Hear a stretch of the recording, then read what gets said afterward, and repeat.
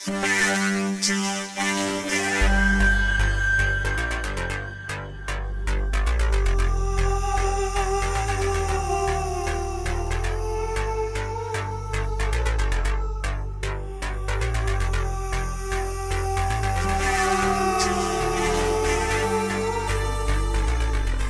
and welcome to Melody A.M, the Nordic music podcast with me, Doron Davidson.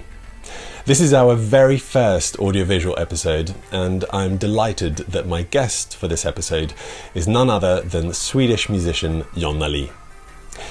Yenni has recently released a new album called Close Your Eyes, together with a Swedish language counterpart called Blund. And both records are thematically and spiritually linked to iamamiwhoami's 2014 record, Blue. At the time of the release of Blue, I travelled to Stockholm to meet with Yenni for what I believe is one of the very first filmed interviews that she gave about the iamamiwhoami project. This was for online magazine The 405. And so Yenni and I thought it might be a nice idea to revisit some of the themes and things we spoke about in that interview 10 years on, particularly as there is that link between Blue and Close Your Eyes and Blund. In our interview, Yenni also tells me about the recent signing to her own record label, to whom it may concern, Yenni. We talk about Yenni's recent Photografiska museum residency in Stockholm, as well as what she sees the difference being between iamamiwhoami and ionnalee releases. I also confront Yenni with a fan-made, AI-created version of a track called Avalanche. For many iamamiwhoami fans, Avalanche is the holy grail. It's a song that was apparently written and recorded at the same time as the iconic I Am release Shadow Show, but it's never seen the light of day. So one fan has taken it upon themselves to create a version of it with the help of artificial intelligence. You can see Yenni's reaction to that later on. Yenni and I met on Långholmen in the south of Stockholm, and the interview you're about to watch was filmed by John Strand. A big thank you to him. And now, let's say hello to Yenni.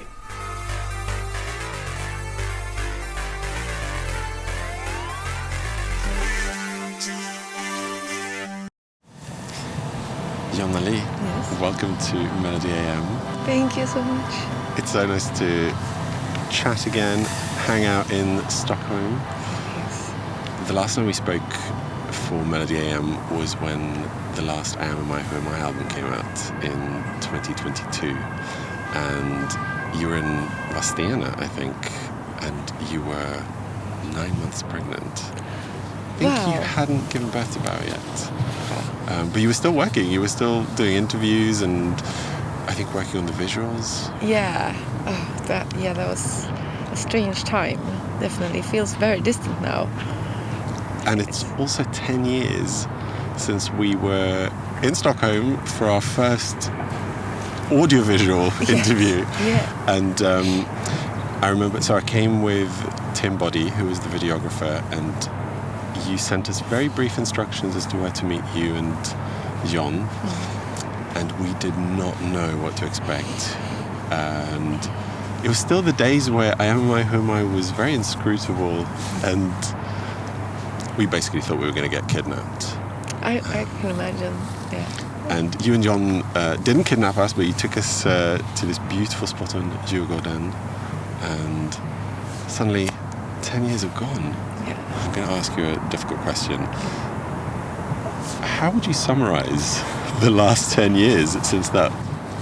I don't know, I feel like time has gone so fast. So 10 years, I mean, we've done so much work in the past 10 years, and so much changed also, but I would say we met at the time where me and John and Claes, we just made this huge leap. And that in itself was really scary. So we were on the brink of something new. And then, from that on, we ventured into a completely new phase in our lives. Also the first couple of years of iamamiwhoami was so intense and overwhelming. So we were kind of just landing from that. as we did Blue and then our interview, which was just by the release of Blue, I would say, right? Yeah, that's right. Yeah. I can't really put like one word on the past 10 years, but well, I could. I would just select a word that's intense. I would say. Boring answer. That sounds logical, Yeah. and I'm also thinking. So that was just before the release of Blue, as you said, and I think I asked you a question around Shadow Show, which was the first song that you and Klaas wrote for iamamiwhoami, and it took it several years to emerge on Blue. And I think one of the questions that I asked you was about how some fans had theorized that maybe it had a meaning, that because it was the first song, the fact that it was the last song on Blue might also mean that that's the last iamamiwhoami project. And I think I might have jinxed it, because we then didn't have an iamamiwhoami album for 8 years. Yeah. I mean, we should know that every part of Bounty, each episode of Bounty was the final episode. After the preludes, the iamamiwhoami was over. After Bounty, iamamiwhoami was over. After Yenni was over. And so Blue, no projects were ever taken for granted. And what was going to come after it, nobody knew. I just knew that I had my solo work to rely on. But no one could sustain that sort of workload that we've had for each of these projects. So yeah, I mean, saying that, I could also agree. But you didn't jinx it. It was just like that was bound to happen. But I don't even know if I could say that I Am exists right now, because was iamamiwhoami was a very brief temporary thing. It was like the Big Bang, or whatever you want to call it. It's just something that randomly occurs because paths collide and something amazing happens, and then that took its own form. And when it has had its own form, then you have to be true to the current shape of things. Yeah. It's constantly evolving. So anyone that would say that, oh, it's not like, in the past, no, it's not. It's never going to be like that. You're not going to be the same, We're all constantly changing and evolving, and that's the beauty of things. If you're not in that process, then you're missing out on so much. Don't hold on to the past.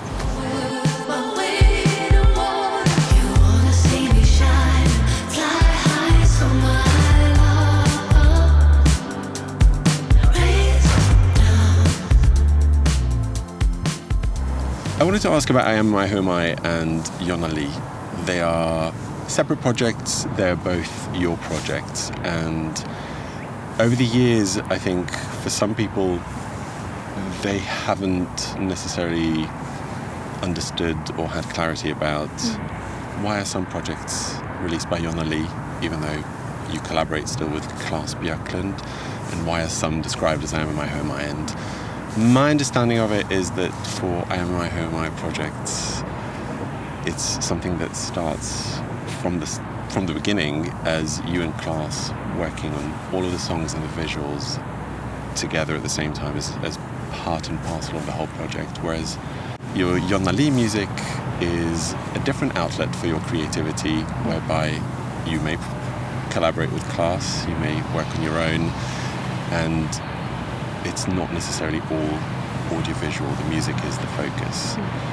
What's your take on that? The difference is, it's very clear to me, because when we work in a group, when we have made iamamiwhoami releases, there's a lot of groundwork, first of all, and writing, producing together, like creating a script for a film. It's like a 1-hour film project, basically.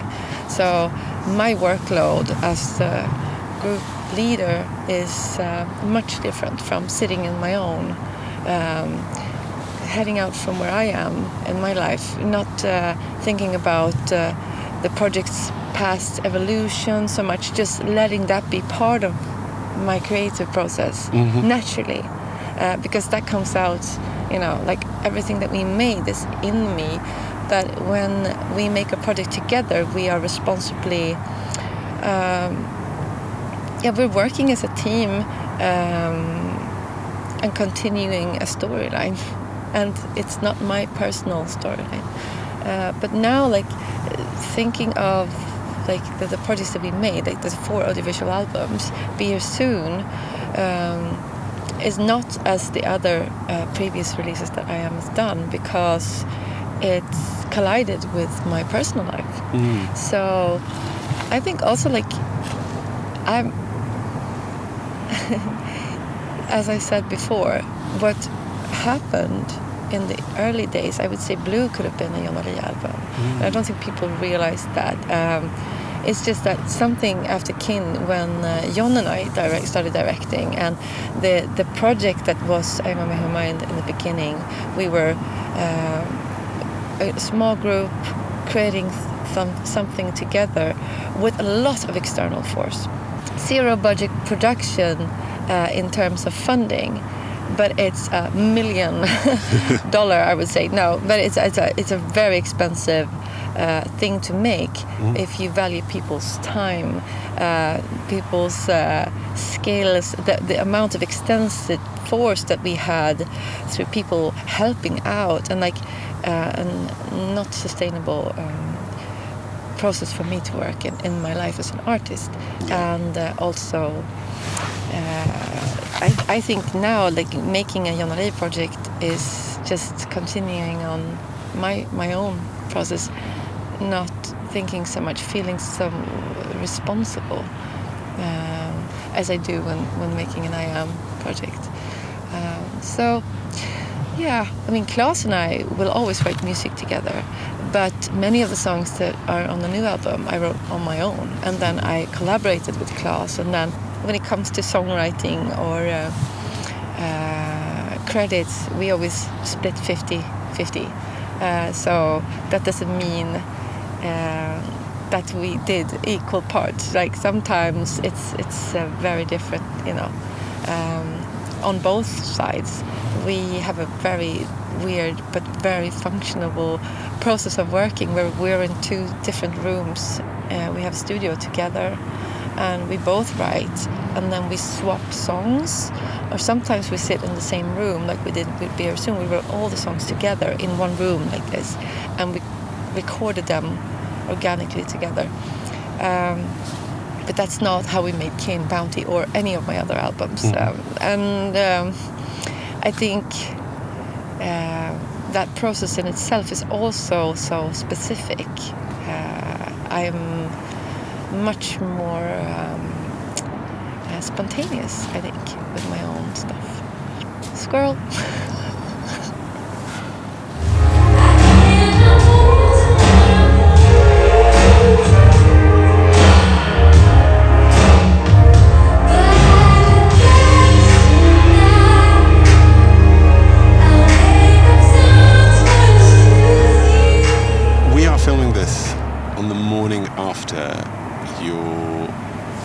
Second show at Photografiska, and you've worked very hard to create this essentially installation.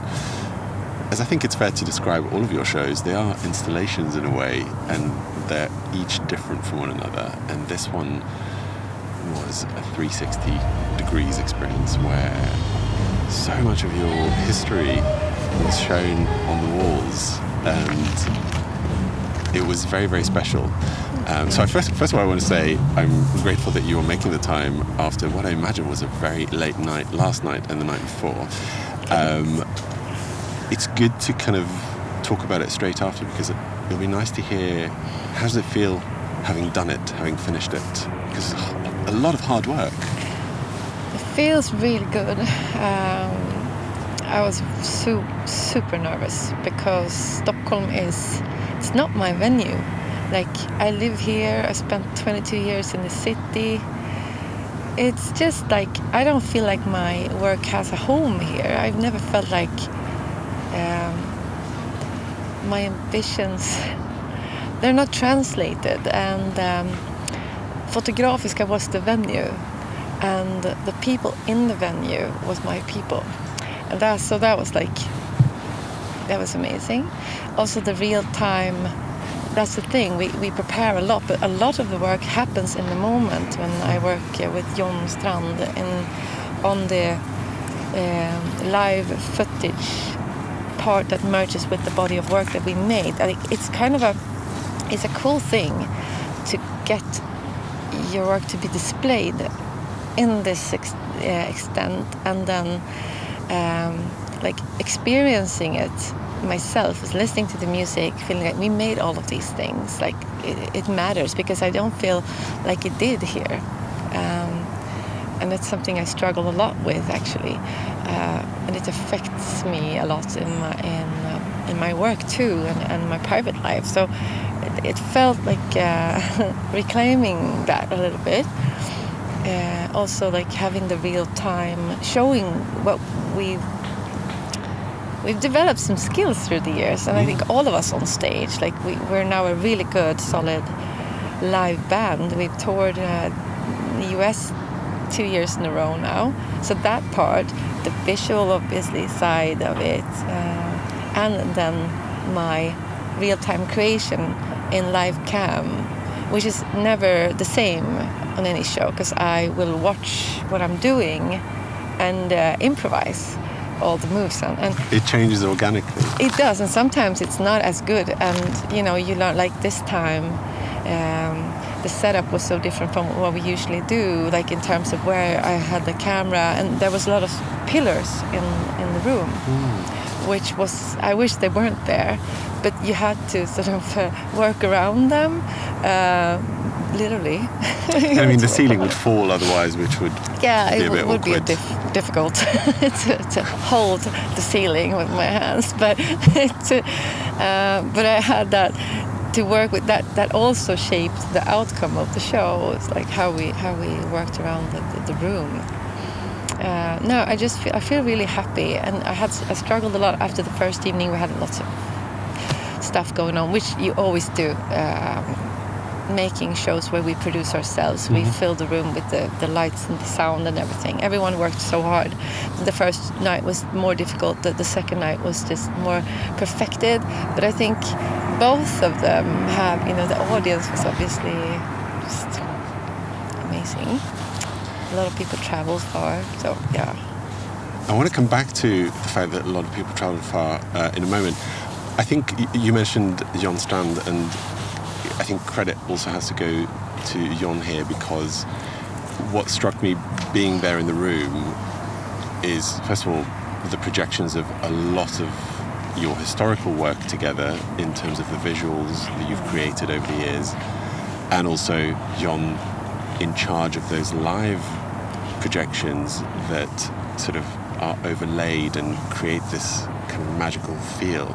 And I told you a little bit about this earlier, there was one moment where, because it was 360 degrees, there was one of the security guards from Photografiska walked behind your camera, and because of the projections, it looked like this mystical figure walking through this imaginary forest. And before I realized what was happening, I thought, oh, is this sort of an outtake from one of the old Bounty videos?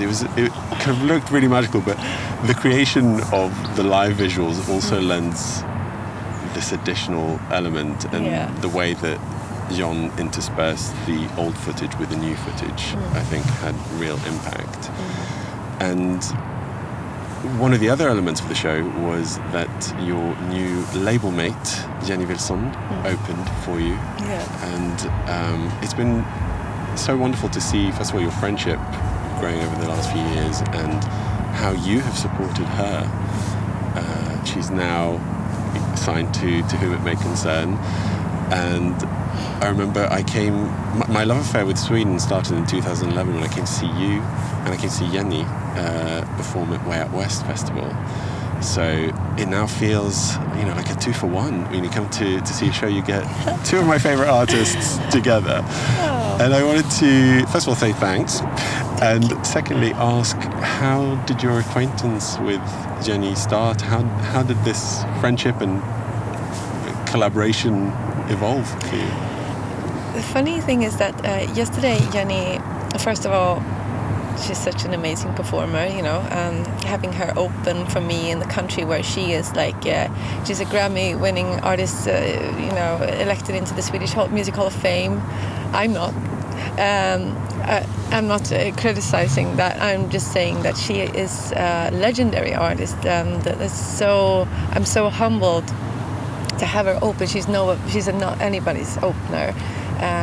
But so I saw her more as a special guest. But you know, that was really incredible, and we met in that space as we played yesterday when Vas, the sisters that guested Yenni's set yesterday. They're amazing producers and writers and performers. They did an exhibition of Swedish female producers that collaborated with still photographers, and then they did an exhibit in Photografiska in that room. So me and Yenni, we met in that room. I saw her perform there, and I've known about Yenni for a long time. So we connected, and we were both a little bit socially awkward. And so we kind of like approached each other and went like, oh, hello. And it was much more strained than, we had a coffee after, and it was like a little love connection. So it was kind of special to have all of us there together this weekend doing this. And obviously she opened for me in the US this spring, which was so cool. We got to drive through North America together with my son in the car. And so we've been through a lot together, you could say, literally. Yeah. And you mentioned the tour and the international reach that your music has, and one interesting moment on Saturday night's show was that you suddenly realized, seeing in the audience, so many people had traveled from all over the world, including the US, and we could tell that you were humbled by that. And you mentioned that being in Sweden, there is, of course, jantelagen, which means that you're not supposed to behave as though you are above anyone else or anyone like that. And you had that, I guess, internal conflict of, do I acknowledge that these people have come to see me from all over the world, whilst my Swedish compatriots here might frown upon that because it's boastful. Can you talk a bit about that? Yeah, I mean, I feel like now I could have spoken more English than I did, because everyone here knows English very well. And I didn't want to exclude anyone, but at the same time, I felt like it was special for me to also be able to speak my native language, having made a Swedish album too. So for the first night, I know a lot of the in-travel audience they were there for both nights, so I did more of the English speaking the first night. But the jantelag, I've had a lot of that coming from the countryside, from a small town. That has affected everyone, I would say, from my generation at least. And I think it's much less like that now. Like in younger generation, I would say, someone texted me saying, oh, the jantelag is dead, don't worry about it, you should never excuse yourself. No, trust me, it's not dead. You're not supposed to wear a bodysuit as a 43-year-old woman, projecting yourself onto screens, because you're either Kate Bush because you've listened to Kate Bush. I have not. I wish I did. I wish I had that luxury as a kid to hear her and be influenced. Or you're just taking up too much space. And I know that my audience is open, and I had that love, but I also know that the institution of culture does not value that. And you could say that it does, and probably it wants to, but it doesn't. So that conflict definitely was there. You see yourself through different eyes, and letting yourself go is a powerful thing. If you're allowing yourself to go, that just let the music take you there, which I managed to do both nights eventually, and then I feel like this is why I am ionnalee was made. This is why I made all of my projects, because if you can reconnect with the power of letting go, then exciting things happen.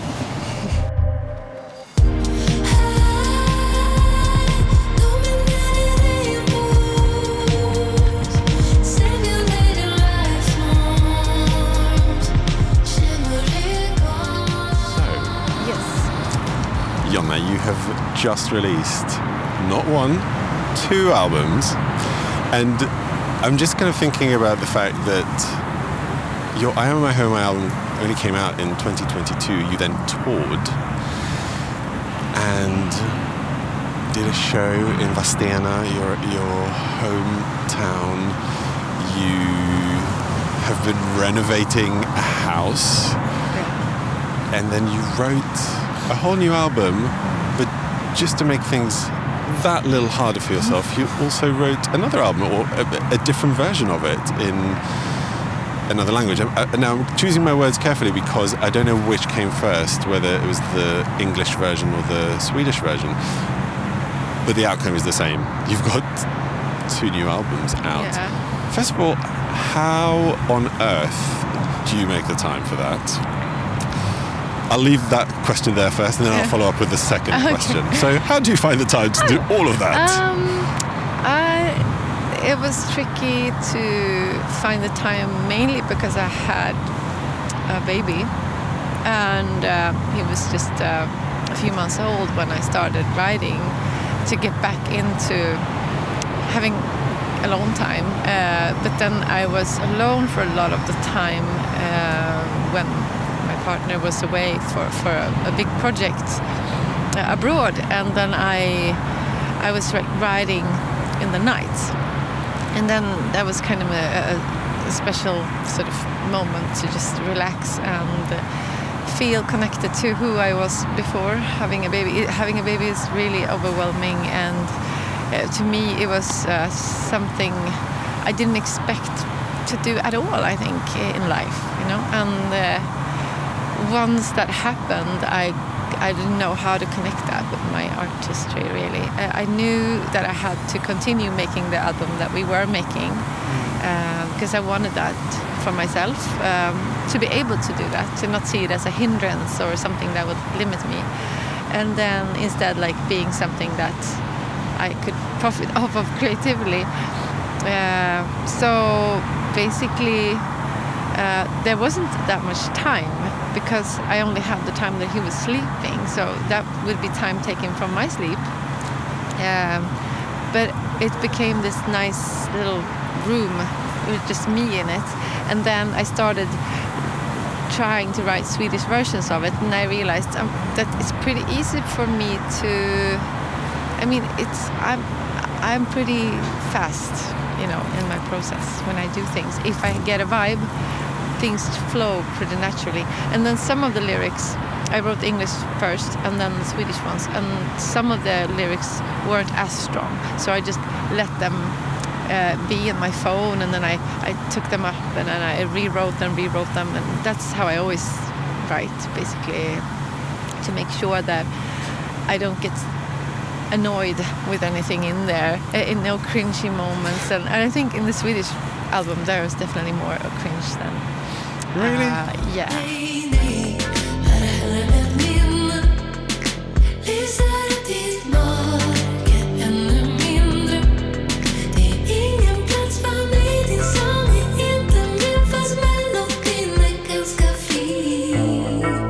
So you think there's some cringe moments in Swedish? Can you name one? Yeah, La La Love, because the English lyrics are exactly the right balance for me between hopefulness and that you need that bit of edge in the lyric to not make too cute and like, you know, it can get almost too spiritual almost. Like that should be in the music for me. And in Swedish, rewriting that was like, I really wanted that song to have la la la. I didn't want to rewrite that. The concept of the song was to be the same. So when I started writing it, I couldn't do it any other way. I was kind of limited to the title and the concept. With all the other songs, I could rewrite them as their own stories. Like Innocence of Sound is Allting vi rinner till sand. They have two different songs. Allting vi rinner till sand is not a hopeful song at all, really, which is it's supposed to be, but I thought that was interesting. And La La La just became like a little, I don't know, I didn't want to sing it in Swedish because of that. It's just some of the sayings had to be the same, and in Swedish they just didn't have the same ring. Whilst Not Your Cherry and Ett minne, they tell the same story, and the Swedish version, I love that, like the way I didn't direct translate it, but told the same story in a slightly different way. I couldn't have written it in Swedish, like direct. Inte ditt körsbär. Alltså, people would go, what does that mean? But somehow in English it works. It's not something that people say, but it's something that has a relevance to me, and that specific line, and also I think people get it, you know. Yeah, and just to pause and say what a brilliant word körsbär is, but yes, it's not quite the same as cherry. Did you find that when approaching writing the lyrics in Swedish, you gained a different approach or a different insight into the process than when writing in English? So it's so interesting how both the tone of your voice, because you were speaking English, you're speaking back here, but Swedish much more in the front, like nasal.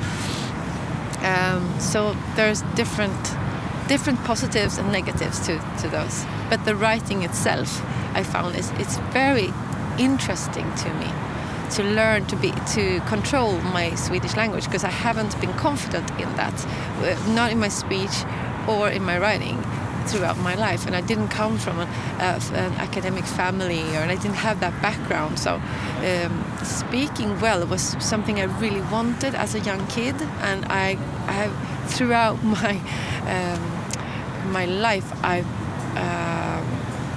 trained my language, I think, and now I feel like it's much better and good enough to compete with my English writing, because my English has always been super easy. It's been natural since from a young age. I was a good English speaker, even though you might not think so, but my English is excellent. And obviously you lived in London as well, so living in a place and speaking that language every day does impact on it. It does, especially at a young age, and even before that, when I was you know, an Anglophile at an early age, like a 10-year-old, I really wanted to be British and speak British English and stuff like that. So, but then I let that go. Eventually, I felt like this. It was nice to just let my accent be there. And just to stay on your collaboration with Yenni a little longer, how did it come about that you signed her to your label? You are now her boss, as she said on Saturday night. I'm not her boss, though. She is her own boss, and I thought, like, she has been in a place that I've been before, like feeling like I don't know where to go from here. And I think a lot of artists are right now in that space where you're like, it's a tough industry, and so much stuff is being put out there and forgotten the next day. A lot of amazing artists that I've met, I've found that a lot of them have the same sort of feeling, that I'm doing all of this on my own dime, on my own time. This is my livelihood, this is my everything, and I just put out a record and it's gone 2 days after. Nobody knows it's there, and I find that the music media is very limited. Journalists are experiencing this less space to write about music. So it's not just the music; it's the chain of the whole cycle of the industry. And Yenni seemed to have been in that spot where she's made a lot of music in the past, done amazing things. She's had a great career, and now she just wants to go someplace, and she wants to explore. And I think I can help her in the way of building relationship with a new audience, and being a free creative space. And I'm never going to be able to be that major label that just like hands out lots of cash and then sends her off to do things. So I'm going to have to contribute with work time, with our talents that we have in-house on my label. That you've developed for a really long period of time, so there's a lot of experience and skill behind it. Yeah, thank you. But hopefully that could be an asset. But we've also been open to this being a temporary thing. It should be an organic thing. And if any of us feel like it's not a collab that works, then we just do it differently. But that's very also like rare for signing with a label. Usually that means commitment, it means investment to a company, and it's a lot of things ongoing, not just the creative stuff. It's so much more. Yeah. And I just want the best for Yenni, because she's an amazing artist, and Sweden should be really proud of her. Of you both. No, thank you. I think Sweden has been and is. And I just think she has so much stuff in her. She's doing so much. She's a creative force, really. I mean, just mind blown by the things that she's made in the short period of time I work with her, and the things she has coming. So now I'm going to dig into that this fall, and with releasing her new music, which is going to be really cool. That's really exciting. Yeah. And when we were exploring this interview, part of I'm going to use the word contrivance, which feels wrong, but part of the thought behind it was that it's 10 years since our initial video interview, which was around the release of Blue, and it's 10 years since Blue itself, which links to Close Your Eyes and Blund, and the albums are, I suppose, held for you as a continuation of Blue. And listening to them, one thing that struck me is that there's sadness in Close Your Eyes and Blund, and there's also quite a lot of hope. And I don't know whether that's just because of the keys, the interplay between major and minor chords, or the lyrics, or the overall feel. Whereas I think Blue, with hindsight, feels darker now. How do you see the link between Blue and the new albums? When Blue was made, we came from Kin, our 2012 album, audiovisual. Me and John made this huge transition to take over essentially the whole visual side of the project. There was no other way to go about it, really. And I had the label. I started in 2010 with the release of Bounty, and then that setup was very little, small, and then we decided to go into Blue and to make another audiovisual album, despite it was basically impossible at that time to do it, and we had to break free from everything that we made before. It was a huge I don't know if we can do this. I've never directed before. John is an amazing cinematographer, but can we do this on just two of us? Not 40 people like in concert was. That sort of production that we did, I don't think people realize how much went into that. And just going into doing something that is sustainable, because it wasn't.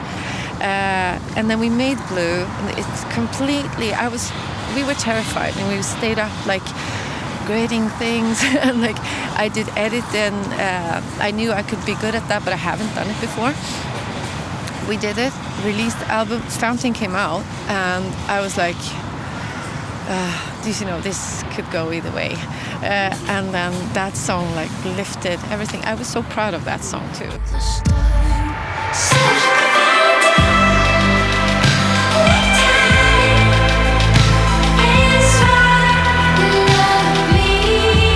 was such a huge moment and a release from everything that, okay, we did that. And then we had to go episode by episode and prove ourselves. And it was again and again really hard. And that what that album has meant for me throughout time has like changed so much in the way I believe in myself, that I can trust my gut feeling, that I don't have to lean on others, even if I want to sometimes. I mean, I love collaborating with people. It's just that I also need to have faith in that my ideas and my writing, my producing, or whatever I choose to do is good enough, And Jon's abilities too, Claes' abilities. That we were just the three of us, and since then we've been the three of us. And now going into this album, I wanted to make something that gave me the same feeling that I got when I made Blue, because I was coming from such darkness, and then I just needed to feel that euphoria that you can sometimes feel in life for short periods of time. And then I basically just, stuff has been ongoing, a lot of heavy things actually the past years, and I just needed people around me and the people that listened to my music to feel like I could bring them some light, because also like the times that we live in right now, sometimes I'm doubting that there is any. Like, is anything true, honest, authentic? Is it possible to have hope? To have hope and to make change, or is it just bullshit on social media? How do we find a path forward? And I realized that when it comes down to it, whatever periods I've been in, it's been the music that has taken me forward.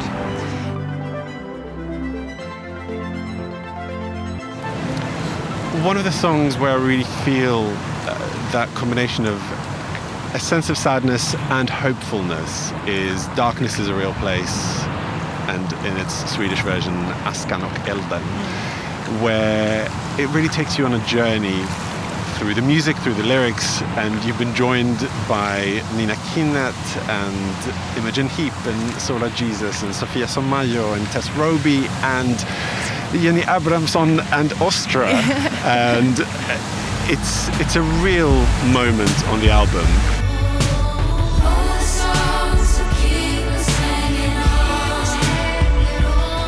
First of all, how did you get all these wonderful women to join you on this track?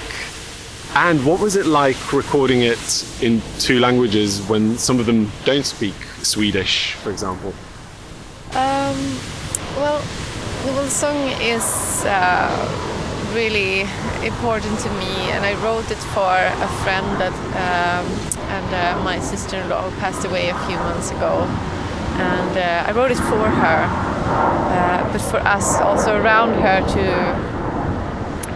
to have something to hold on to. And like there was like, that was the world of her illness that when she was diagnosed just a little under 2 years ago, that I started writing it last fall. And I just felt like that, capturing a moment of being in this impossible situation where there's nothing you can say really, there's nothing you can say that will comfort someone. I wish that I could say that it's going to be fine, but it's not going to be fine, and we all knew this, and like that was really heavy. And I was imagining filling the song with the most beautiful voices that I can imagine, and then I just wrote these women that I really love, all of them, and they all said yes to being part of it, which was so special, and I got to play it to Camilla. All the songs will keep us hanging on. When we spoke 10 years ago, I found my notebook from that interview. That's amazing. And I saw that I asked you a question about a then unreleased song that some of your Super Sleuth fans had found registered on some kind of database of recorded or unrecorded songs. Yes. And it's called Avalanche. Uh-huh. Are you happy to tell us a bit about what Avalanche is? Have we actually heard it in a different name? And I started thinking, I wonder if actually that's maybe been released, and maybe I didn't realize that it's got a different name. Yeah. So I Googled it, and I found something. I want to play you a bit of this. I don't think you're going to... Love it. Love it. I don't know if you're going to recognize it.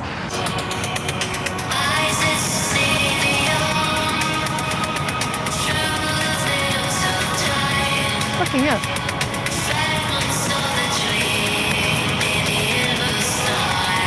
Okay, it's coming. Oh, so this is not the chorus, so that's good.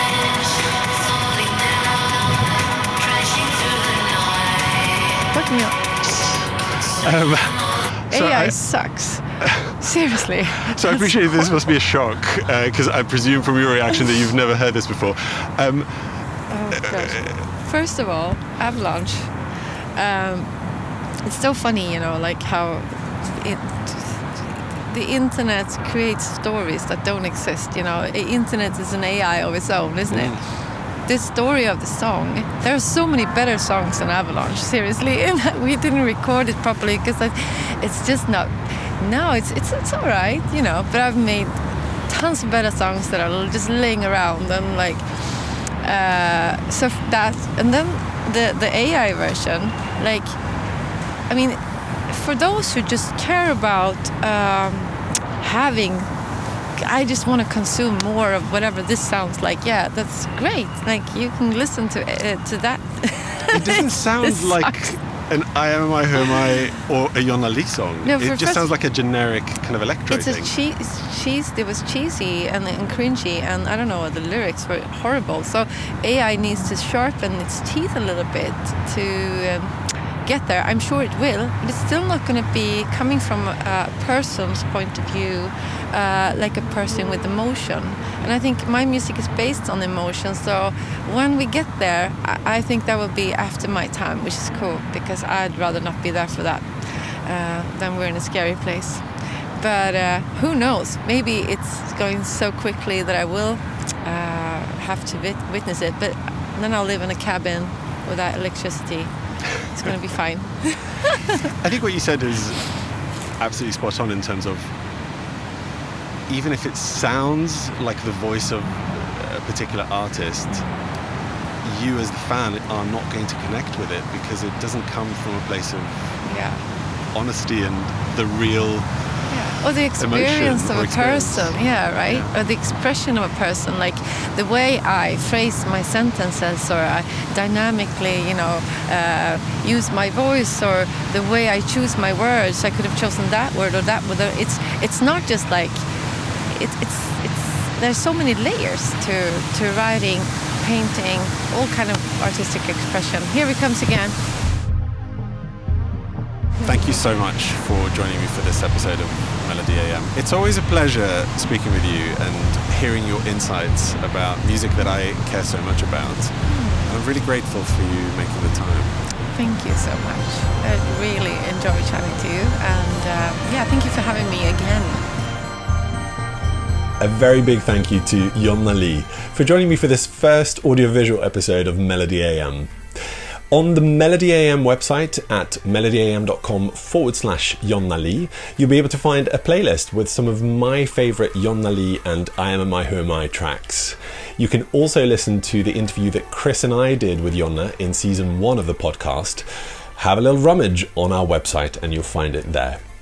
Melody A.M is produced and presented by me, Doron Davidson, and our theme music was created by Minute Taker. Thank you very much for listening and for watching, and until next time, bye bye.